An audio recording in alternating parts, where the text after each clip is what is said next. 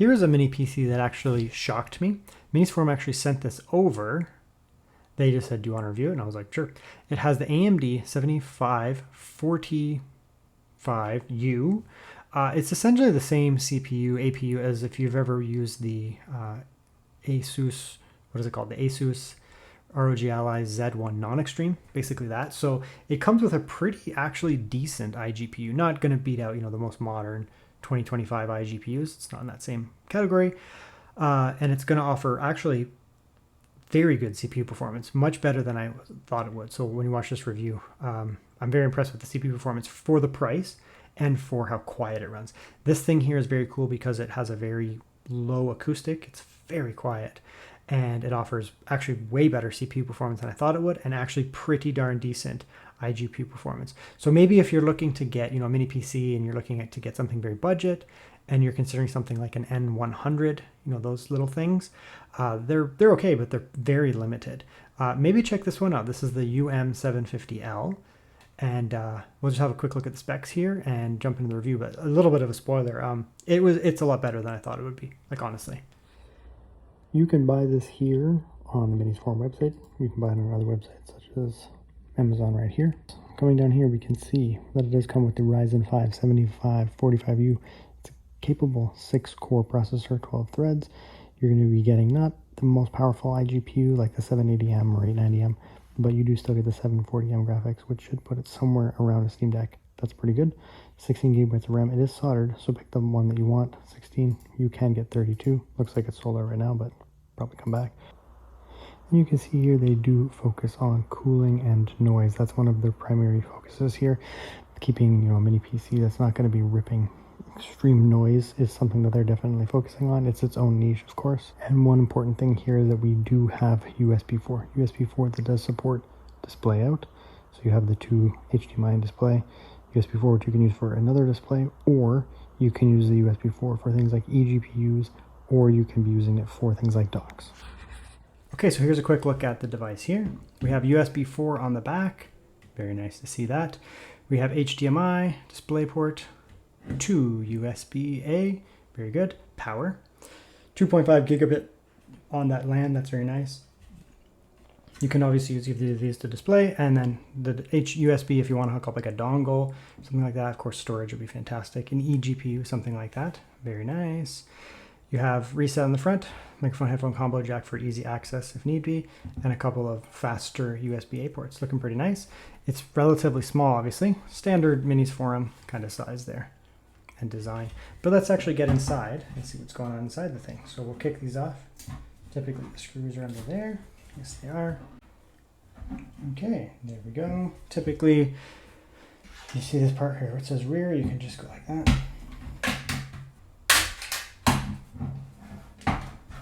Okay, and here's a look inside the Mini.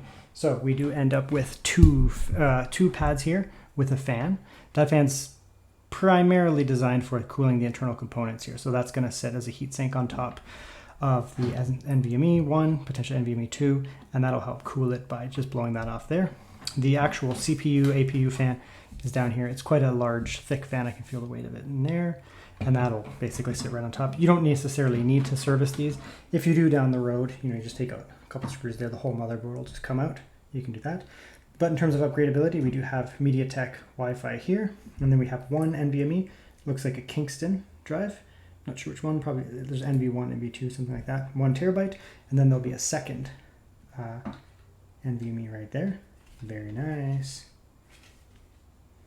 Okay, so let's do a little bit of noise and thermals testing. I don't expect a lot of thermal issues with this mini PC. It's just a little laptop chip. It's not a super high wattage by any means. By the way, the computer is completely silent. There's absolutely no noise. I'm recording this out of order, and I just realized that I was doing the gaming section, and there was like actually 0 sound. Is the fan even going? I just gamed for like an hour. I mean, the fan is turning. It's literally silent though. That's my noise floor, and I have a window open behind me. I would consider this, in gaming, I would have considered that to be silent, truly silent. There was absolutely no sound. I didn't even pay attention. Normally I would record during game sessions, but it was so quiet that I didn't even think about it. It's so quiet. A little bit of throttling here and there, but I'm fine with that. I mean, it's not, the CPU is obviously tuned to not rip, right? It's still getting, or the fan, sorry, it's still getting 38 watts, so it's actually decent. It's just that the fans are tuned to not absolutely tear. I wonder what we're going to get, like 8,000 or something? Oh, way higher. Okay. Okay, I mean, that's pretty damn good. Almost 11,000. It's just a Ryzen 5. I mean, it's a 6-core processor, I suppose, but it's a very low wattage offering. Like on full load, what are we at, 30 to 40 watts? I mean, it's decent. It runs so quiet. And yeah, there's a little bit of throttling here and there, but it doesn't matter. It's running basically silently. So that's actually pretty damn good. If you're going to be doing some like 4K video editing, that kind of stuff, it's not going to do bad at all. The CPU is going to be able to absolutely, you know, do video editing without any problems whatsoever. And then it's not going to be noisy. And then the GPU, I mean, it's not a beast or anything, but it is a capable iGPU. So for things like video export, you'll have no problems doing that. So yeah, that's actually doing better. This is my first experience with the 7545U. I've never used it. I've only used the 7540HS, I believe it is. I've never used the CPU, and I'm pretty impressed, actually. Yeah, that's not bad. I guess you could do video editing on a ROG Ally Z1 non-extreme, because it would be basically this. So, not bad, honestly. Not bad at all. I ripped out a couple other benchmarks here. I don't know why I call that drivers. So the SSD here is good. It's the Kingston, right? Kingston, I actually don't know what that model is there. I have to look it up. It's not an NV1 by any means, because it would be much slower. So you're getting mid-range Gen 4 SSD speeds. It's good, and that's the 2 of them, right? So 2 slots. So you can easily stick in a second one and get more storage for games and stuff like that and video files. But that's fast for an operating system. No problems there. Check the Wi-Fi real quick here. I am in a very bad spot in my house now. I moved my office upstairs. The router is like 2 floors down, which I kind of like doing because, you know, my basement where my office normally is like on the router. So it's kind of unfair. It's always maxed. Here, I have to go through 2 levels of house, and that's fantastic. That's as good as you can possibly expect out of this level of the house here. So, I mean, that MediaTek there, it's obviously able to maintain good signal here. Just want to get the model number off of it. Yeah, MediaTek, it's pretty standard. MT7902 Wi-Fi 6. It's good. I mean, that's good. For my house, that's not bad. My Wi-Fi only goes up to 500 to 600, and I'm 2 floors up from my router. I don't really have a good spot here. Here's another game that's going to run reasonably well. This is Armored Core 6. Fires of the Rubicon, just on low, 1080p, no scaling. This game doesn't even have scaling, so this is just native 1080p on low, of course. And yeah, I mean, it's going to give you kind of that console experience, 30 to 35. I don't think you're going to get a lot of like really bad drops down. Again, this GPU, it all depends on what it is. This game, you might be a little more comfortable at 720p, but I mean, 1080p, 30 to 35, even 40 at times. It's going to do a little combat here. Okay, I don't really know how to play on the mouse and keyboard. Also, where did my save game go? I was way further than this. What the hell? Whatever. It's not like it's a bad game. I finally beat that boss, and it took me forever. The aerial one, like in this level, I'm just such a scrub now when it comes to this game. Just mashing buttons. Yeah, so I mean, if you're looking for 60 games that are, this game's only a couple years old, games that are, you know, 4 years old, 5 years old, you'll have no problem. And the lows are decent too. You can see in the top corner, I probably should bring up Afterburner, but like the lows are really not bad. They're kind of the same. So, because it's just raw performance. It's not like there's any weird stuff going on with the GPU.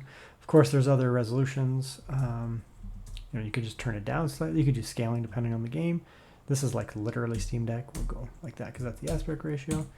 This is a 4K screen, so maybe not going to look the best on the screen. Look at that, 720. Holy, that was a big jump. 720p.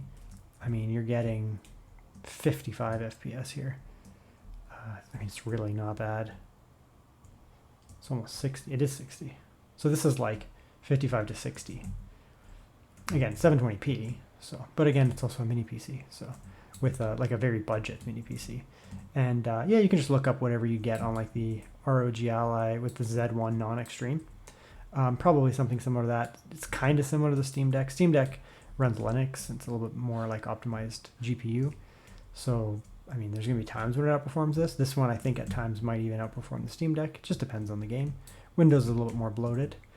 You could certainly try out some Linux on a system like this and see what you can get out of it. I have no idea what I'm doing, by the way. I'm very bad at playing. Honestly, I just want to conclude right there. Like, I don't want to do too much here. It's a fantastic little mini PC. Now, it's a budget mini PC. It's not going to cost a fortune, and that's the whole point. It's very affordable. I've seen some pretty legit sales on it, even on Minisforum.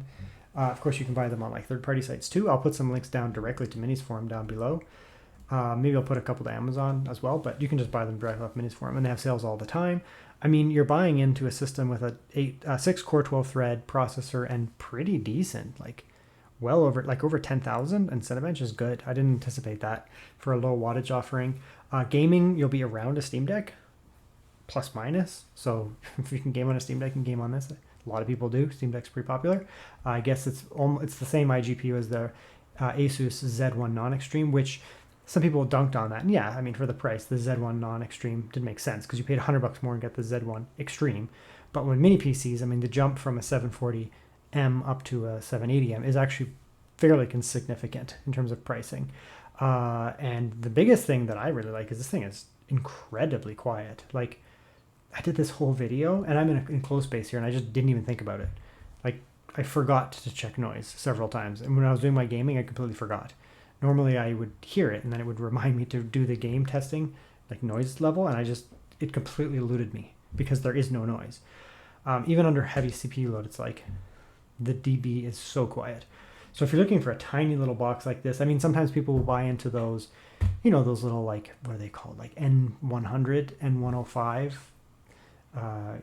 They're fine, I guess. They're tiny little things, but I mean, this thing offers massive performance boost over something like that where you can do like actual serious work on it. This isn't like some punk little tiny mini where it's like, oh, I can check emails. This is like, no, this is a real mini PC. So that's the Minisforum UM750L. It's pretty legit. It's way better than I thought it would be, to be honest.